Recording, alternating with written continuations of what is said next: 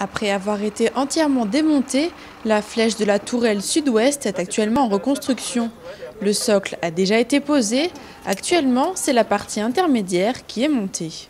Contrairement au béton, où il y a des armatures qui tiennent tout ensemble, là c'est un peu comme un gros tas de cailloux, beaux cailloux, sculptés bien sûr, mais qui tiennent simplement par la gravité. Donc là c'est vrai que les tailleurs de pierre sont ravis justement de retrouver, on va dire, l'âme des bâtisseurs d'autrefois, où ils refont à l'identique la flèche là, qui avait été démontée complètement. On n'a pu récupérer que 5% des pierres de cette flèche-là. Donc là, ils remontent à l'identique avec les techniques d'autrefois. Donc c'est vrai que c'est très intéressant et assez rare, mine de rien, dans les bâtiments historiques comme ça, de remonter complètement à neuf. Le budget de la rénovation de cette tourelle s'élève à 1,7 million d'euros.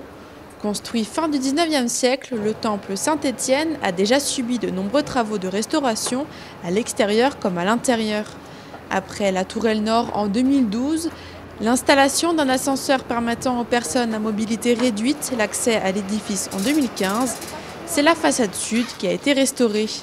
L'entretien d'un tel édifice, c'est un chantier sans fin.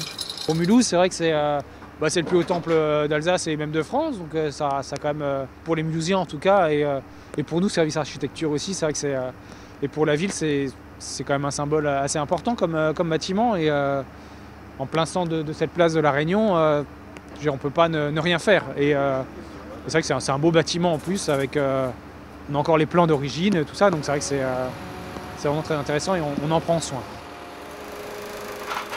La dernière partie de la flèche de cette tourelle devrait être montée d'ici un mois.